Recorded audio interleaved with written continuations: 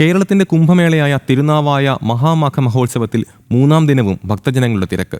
രാവിലെ മുതൽ നിലാസ്നാനത്തിന് തുടക്കമായി. അതേസമയം തമിഴ്നാട്ടിൽ സ്റ്റാലിൻ സർക്കാർ തടഞ്ഞ രഥയാത്ര പാലക്കാട് കൽപ്പാത്തിയിൽ നിന്നും പുനരാരംഭിച്ചു.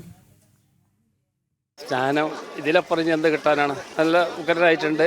കാശിയിൽ പോയ ഇത് ഇവിടെ നിന്ന് എനിക്ക് കിട്ടുന്നുണ്ട്. ചെയ്യത് വലിയ പുണ്യമായിട്ട് കാണുന്നു. നമ്മൾ ഹിന്ദു സംസ്കാരത്തിന്റെ ഒരു ഭാഗമാണുള്ളത്. അപ്പോൾ ഇവിടെ പുണ്യം ചെയ്യാൻ വലിയൊരു ഭാഗ്യമായിട്ട് കരുതുന്നു.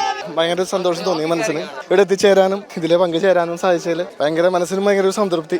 കുംഭമേളയുടെ 3-ാം ദിനവും തിരുനാവായിൽ ഭക്തജനങ്ങളുടെ വലിയ തിരക്കാണ് അനുഭവപ്പെട്ടത്. പതിവ് പോലെ രാവിലെ 8:30 ശേഷം നിളാസ്നാനം ആരംഭിച്ചു.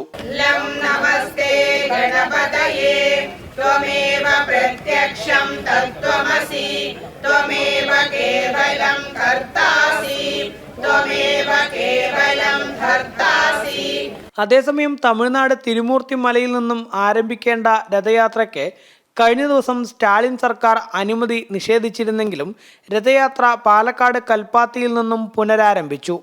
പൂജിച്ച മഹാമേരുവുമായാണ് രഥയാത്ര പാലക്കാട് നിന്നും പുറപ്പെട്ടിരിക്കുന്നത്. വടക്കന്തറ, യാക്കര, കൊടുന്തിരപ്പള്ളി അഗ്രഹാരം, അണിക്കോട് ആശ്രമം, മങ്കര, പാമ്പാടി, തിരുവില്ലാമല, കൂത്താമ്പുള്ളി എന്നിവിടങ്ങളിൽ പര്യടനം നടത്തുന്ന യാത്ര നാളെ ചിനക്കത്തൂർ, വാണിയംകുളം, കുളപ്പുള്ളി, പട്ടാമ്പി, തൃത്താല, കുറ്റിപ്പുറം എന്നീ പ്രദേശങ്ങൾ വഴി തിരുനാവായയിൽ എത്തിച്ചേരുമെന്ന് സംഘാടകർ അറിയിച്ചു.